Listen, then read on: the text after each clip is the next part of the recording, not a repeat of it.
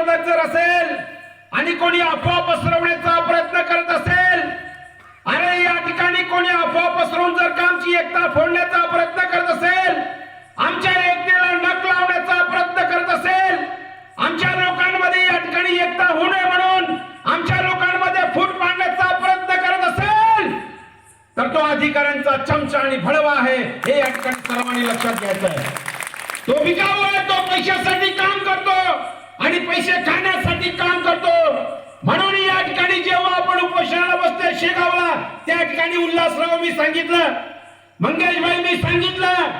मी कोणतंही काम करताना ओपन काम करतो, क्लोज काम करत नाही, पडद्यामागे काम करत नाही. जे काही आहे तुमच्या समोर काम करतो आणि ओपन काम करतो. आणि उघड काम करताना त्या ठिकाणी त्यांच्या तोंडावर सांगितलं अधिकाऱ्यांच्या की तुम्ही या ठिकाणी तुम्हाला मुदत पाहिजे तर आम्ही तुम्हाला मुदत देऊ, तुम्हाला मुदत पाहिजे तर आम्ही तुम्हाला